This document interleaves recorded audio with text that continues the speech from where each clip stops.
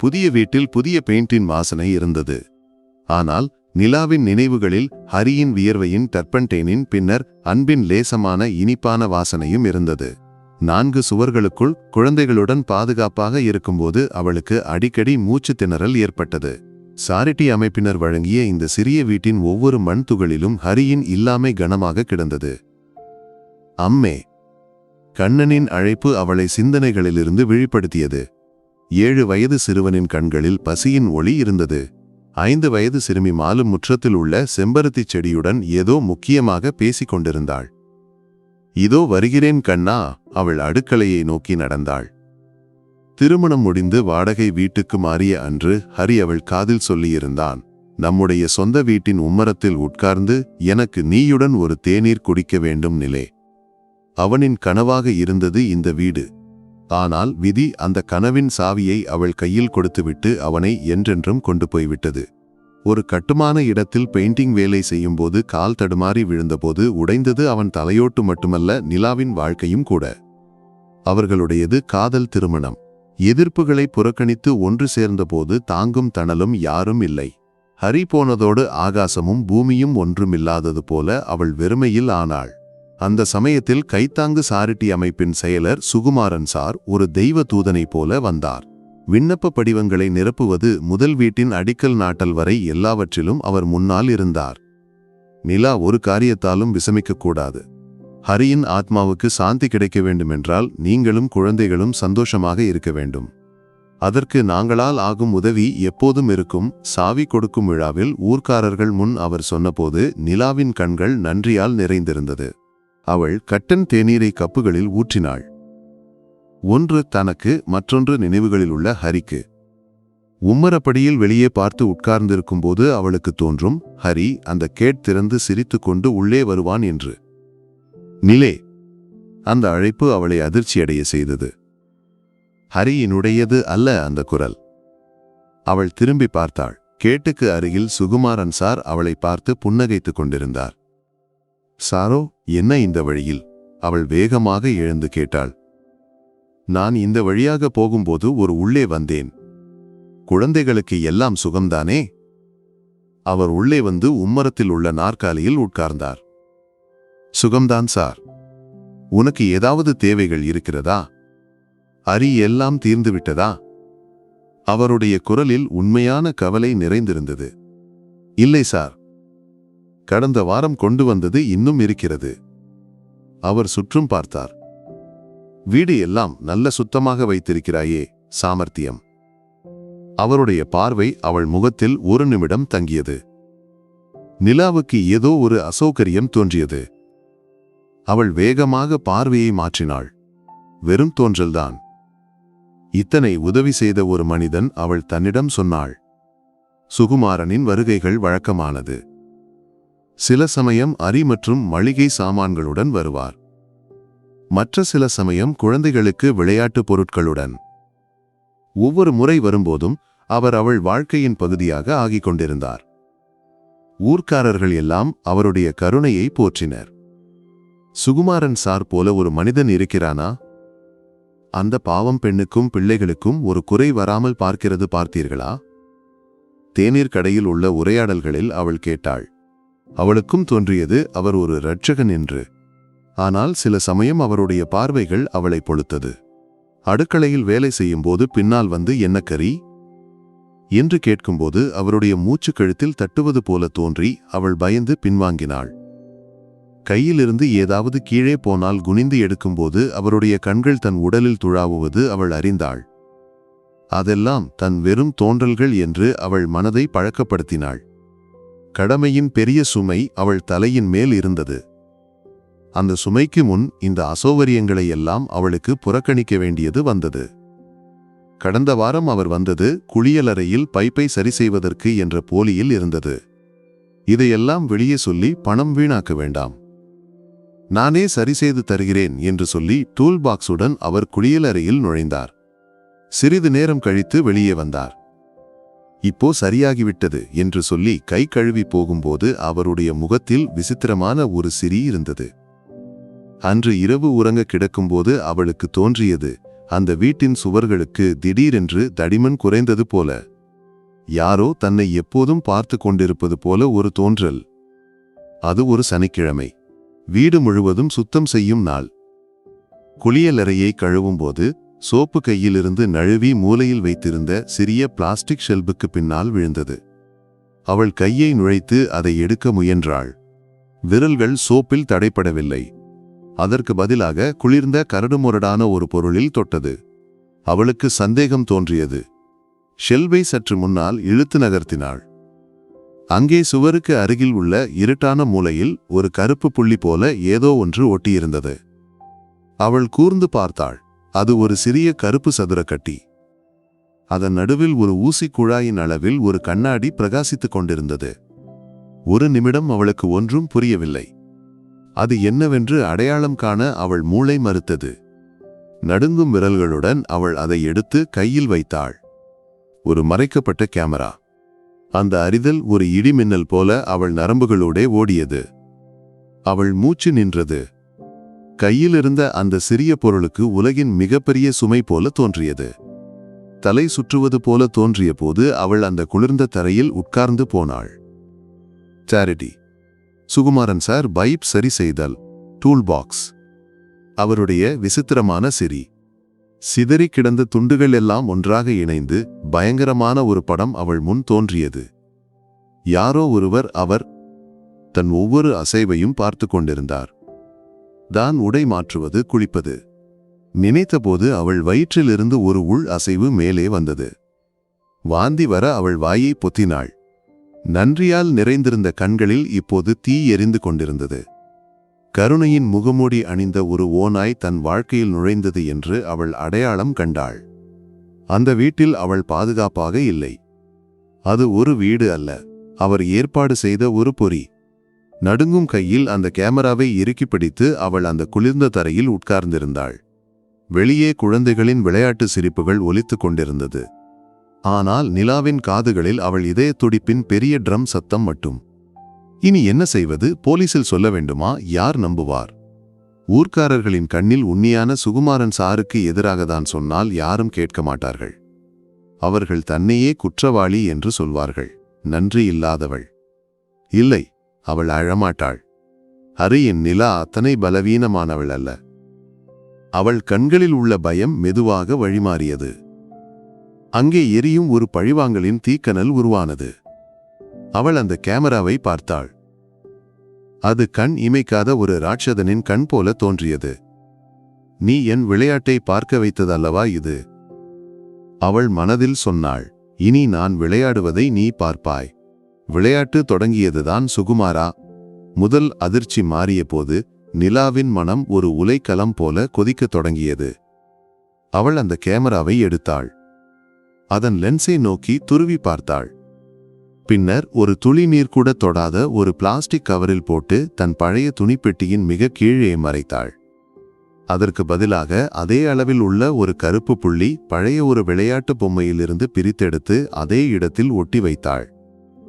கூர்ந்து பார்த்தால் அல்லாமல் அடையாளம் காண முடியாது. விளையாட்டு தொடங்குவதற்கு முன் விளையாட்டு மைதானத்தை தயார் செய்ய வேண்டும். அவர் ஒன்றும் சந்தேகப்படக்கூடாது. அவருடைய முதல் இலக்கு ஒரு போன். ஹரியின் மரணத்துக்கு பின் அவசர காரியங்களுக்கு சேமித்து வைத்த சிறிது பணம் இருந்தது. அடுத்த நாள் டவுனுக்கு போய் அவள் ஒரு சாதாரண ஸ்மார்ட் போன் வாங்கினாள். சிம் கார்டை ஆக்டிவேட் செய்த போது அவள் கைகள் நடுங்கவில்லை. மனதில் ஒரு இலக்கு உருவானால் பின்னர் நடுக்கம் இருக்காது. அன்று மாலை சுகுமாரன் தன் வீட்டு அறையில் உட்கார்ந்து போனில் அவசரமாக பார்த்து கொண்டிருந்தார். நிலாவின் வீட்டு காட்சிகள் அவர் போனில் தோன்றியது. அவள் அடுக்களையில் அவசரமாக வேலை செய்கிறாள். குழந்தைகள் முற்றத்தில் விளையாடுகின்றனர். எல்லாம் சாதாரணமாக. அவருக்கு அமைதியானது. அவள் ஒன்றும் அறிந்திருக்கவில்லை. அப்போதுதான் அது நடந்தது. நிலா ஹாலுக்கு வந்தாள். குளியலறையின் கதவு சற்று திறந்து கிடந்தது. அவள் போனை காதில் வைத்தாள். ஹலோ ரேகா. அவள் உரத்து பேசத் தொடங்கினாள். ஏடி, எல்லாவற்றுக்கும் ஒரு வரம்பு இருக்கிறது. சிலர் நினைப்பார்கள் நாம் பாவங்கள் என்று குரல் உயர்த்த மாட்டோம் என்று. ஆனால் சட்டம் எல்லோருக்கும் ஒரே மாதிரி அல்லவா? என் கையில் நல்ல ஒரு ஆதாரம் கிடைத்திருக்கிறது. அவரை பூட்ட போதும் அது. நான் நாளைக்கே வழக்கறிஞரை பார்க்க வருகிறேன். சுகுமாரன் அதிர்ச்சியடைந்து வியர்த்தார். அவருடைய இதயம் படபடவென்று துடித்தது. ஆதாரமா? என்ன ஆதாரம்? அவள் கேமராவை கண்டுபிடித்தாளா அல்லது வேறு ஏதாவது? அவருக்கு தலை பிரிக்கும் போல தோன்றியது. போனிலுள்ள காட்சியை நோக்கி அவர் கண்களை பதித்தார். நிலாவின் முகத்தில் பாவமாற்றம் இல்லை. அவள் போனை கட் செய்து மீண்டும் அடுக்கலைக்கு போனாள். சுகுமாரன் நாற்காலியில் தளர்ந்து உட்கார்ந்தார். ஒருவேளை அவள் வேறு யாரையாவது உத்தேசித்திருப்பாள். அது அப்படியே இருக்க வேண்டும். அவர் தன்னை சமாதானப்படுத்த முயன்றார். ஆனால் சந்தேகத்தின் முதல் விதை அவர் மனதில் விழுந்துவிட்டது. அடுத்த நாள் காலையிலேயே சுகுமாரன் நிலாவின் வீட்டுக்கு வந்தார். அவருடைய அவசரம் முகத்தில் தெளிவாக இருந்தது. நிலாவுக்கு ஏதாவது சிரமம் இருக்கிறதா? நேற்று இரவு நான் ஒரு கெட்ட கனவு கண்டேன். உனக்கு ஏதோ ஆபத்து இருப்பது போல அவர் கருணையுடன் கேட்டார். நிலா அவரை தொலைத்து பார்த்தாள். அந்த பார்வையின் ஆழம் அவரை சற்று பயமுறுத்தியது. ஏய் இல்ல சாரே, எனக்கு என்ன ஆபத்து வரப்போகிறது? நான் சில கணக்குகளை சேர்த்து பார்த்து கொண்டிருந்தேன். சிலருக்கு கொடுக்க வேண்டியதை வட்டியுடன் திருப்பிக் கொடுக்க வேண்டும் அல்லவா? இல்லை என்றால் கெட்டதல்லவா? அவள் வார்த்தைகள் சாதாரணமாக இருந்தாலும் அதில் உள்ள மறைமுக அம்புகள் அவர் நெஞ்சில் துளைத்தது. அவள் உம்மரத்தில் கிடந்த பத்திரிகையை எடுத்தாள். பெண்ணை அவமானப்படுத்த முயன்றவன் கைது என்ற செய்தியை அவள் உரத்து வாசித்தாள். பின்னர் அவரை பார்த்து அப்பாவியாக சிரித்தாள். இந்த காலத்தில் யாரையும் நம்பக்கூடாது அல்லவா சாரே? சுகுமாரனுக்கு பதில் முட்டியது. அவர் வேகமாக எழுந்தார். நான் ஒரு டவுன் வரை போகிறேன். ஏதாவது தேவை இருந்தால் அழைக்க வேண்டும். அவர் திரும்பி நடக்கும்போது நிலாவின் குரல் அவரை தொடர்ந்தது. அழைப்பேன் சாரே, உறுதியாக அழைப்பேன், அதன் நேரம் வரும்போது. சுகுமாரன் வீட்டுக்கு திரும்பிய பின்னும் அந்த வார்த்தைகள் அவர் காதில் ஒலித்துக் கொண்டிருந்தது.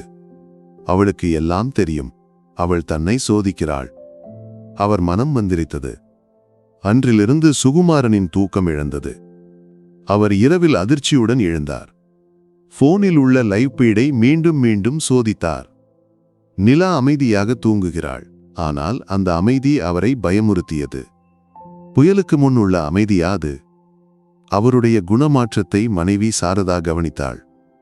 உங்களுக்கு இது என்ன நடந்தது? இரவு முழுவதும் போனில் குத்திக் கொண்டிருக்கிறீர்கள்.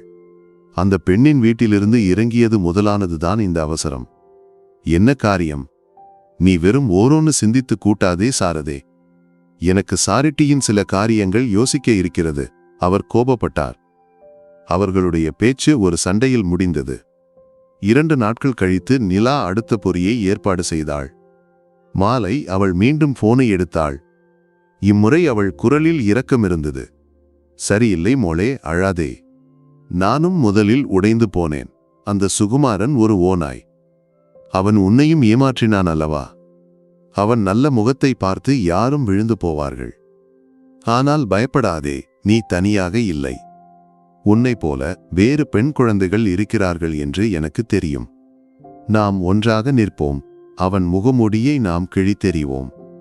இதை கேட்டுக்கொண்டிருந்த சுகுமாரனின் உலகம் தலைகீழானது. மற்றொரு பாதிக்கப்பட்டவளா? வேறு பெண் குழந்தைகளா? அவர்களெல்லாம் ஒன்று சேர்கிறார்களா? அவர் தலையில் ஆபத்தின் மணி ஒலித்தது.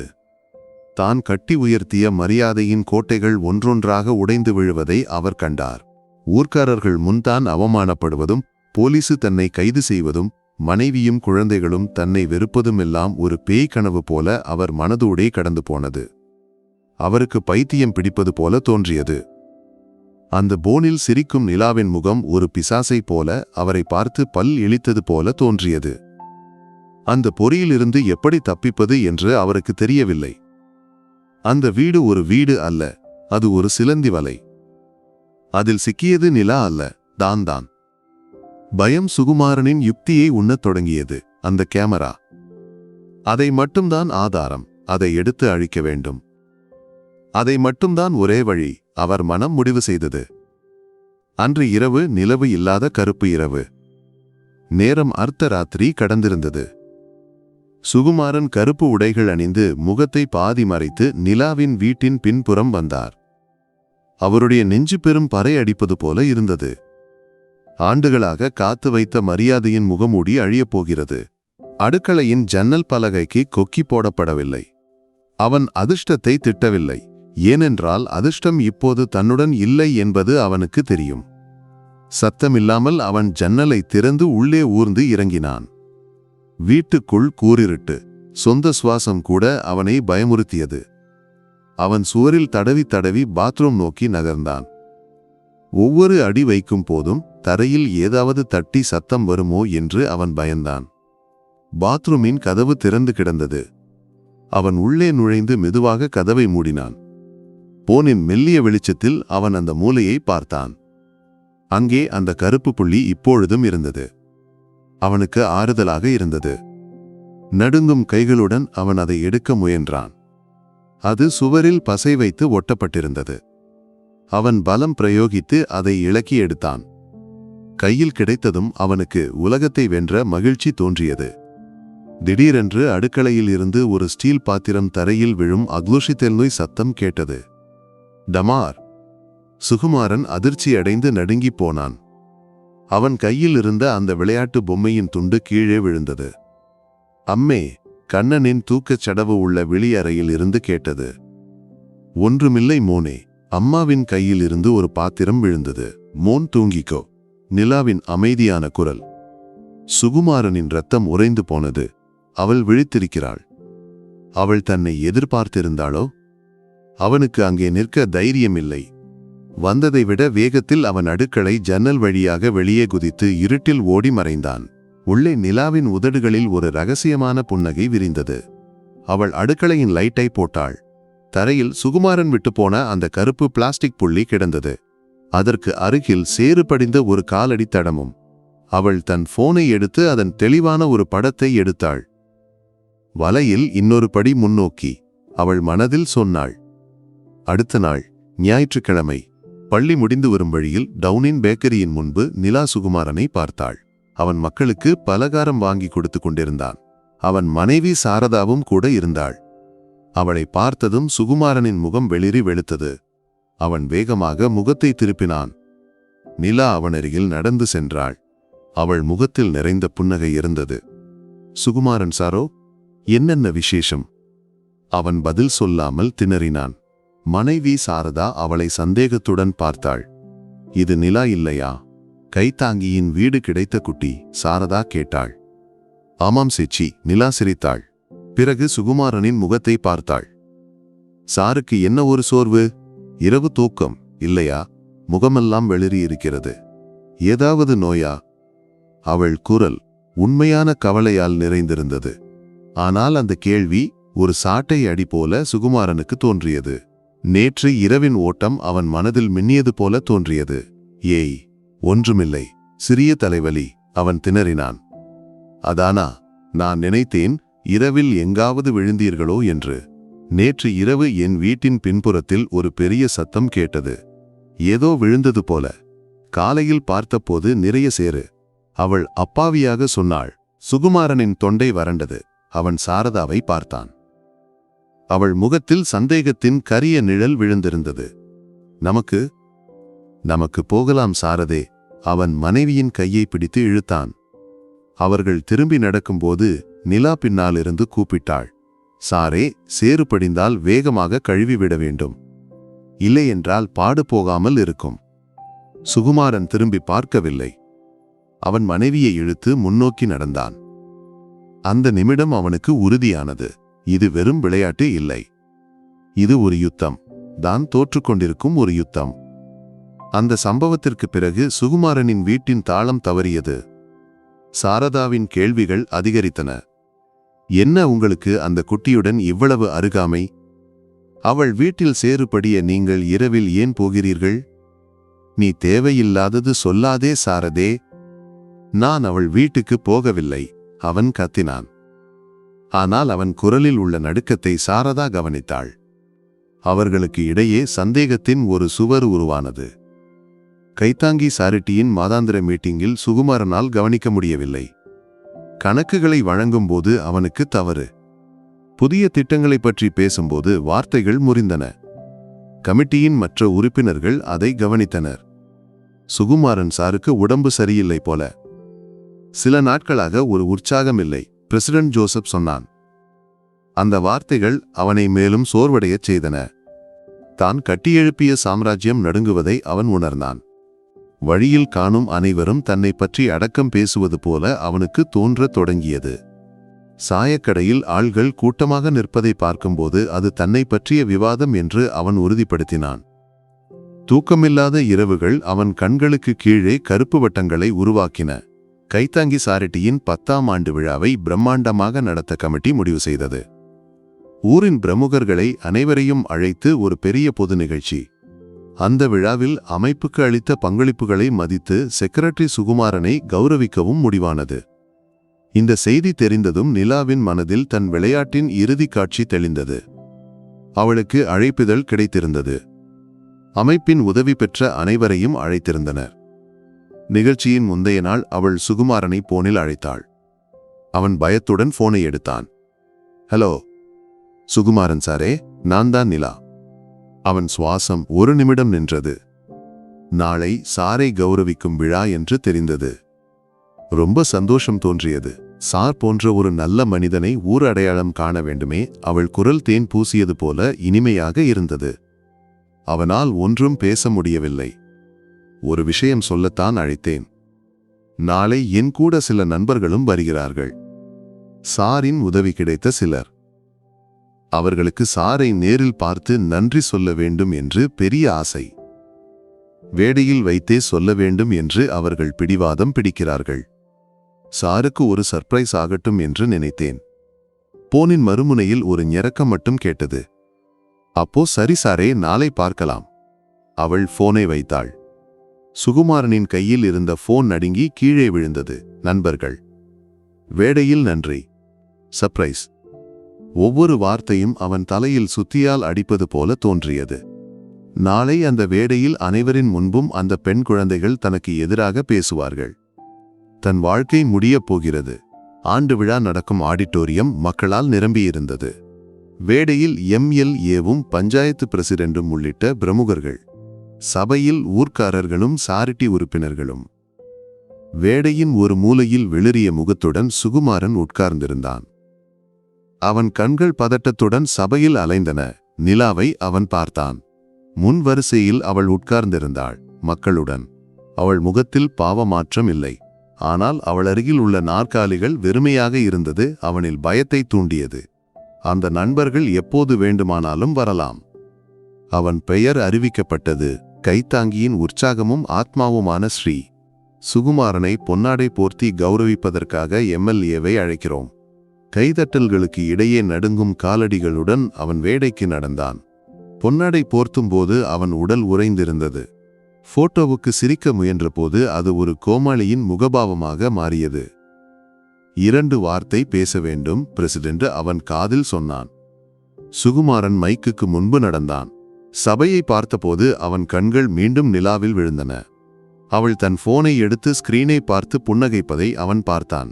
அந்த புன்னகை அவனின் கடைசி கட்டுப்பாட்டையும் உடைத்தது. அத்தியாயம் 12. குற்ற ஒப்புதல். பிரியமானவர்களே, சுகுமாரன் பேசத் தொடங்கினான். அவன் குரல் இடறியிருந்தது. நான் ஒரு நல்ல மனிதன் இல்லை. சபை அமைதியானது. வேடையில் உட்கார்ந்தவர்கள் ஒருவரை ஒருவர் பார்த்தனர். நீங்கள் நினைப்பது போல இல்லை. நான் ஒரு ஏமாற்றுக்காரன், ஒரு வஞ்சகன். அவன் குரல் ஒரு கதறலாக மாறியது. அந்த உட்கார்ந்திருக்கும் பெண் நிலா. அவளுக்கு எல்லாம் தெரியும். அவள் மட்டுமில்லை, இன்னும் நிறைய பேர் இருக்கிறார்கள். அவர்கள் எல்லாம் வருவார்கள். என்னை பிடிக்க வருவார்கள். அவன் விரல் காட்டியது நிலாவின் நோக்கி இருந்தது. சபையிலிருந்து அடக்கம் பேச்சுகள் எழுந்தன. அவள் பாத்ரூமில் கேமரா வைத்தது நான் தான். என்னை விட்டுவிடுங்கள். அவள் என்னை பைத்தியம் பிடிக்கச் செய்கிறாள். ஒவ்வொரு நாளும் அவள் என்னை கொல்கிறாள். அவன் மைக்குக்கு முன்பு நின்று வெடித்து அழுதான். ஆடிட்டோரியம் ஒரு நிமிடம் அமைதியானது. பிறகு அங்கே கூட்ட கலவரமானது. வேடையில் உட்கார்ந்தவர்கள் அவனை இழுத்து விலக்க முயன்றனர். மனைவி சாரதா சபையில் உட்கார்ந்து வாய்ப்புத்தி அழுதாள்.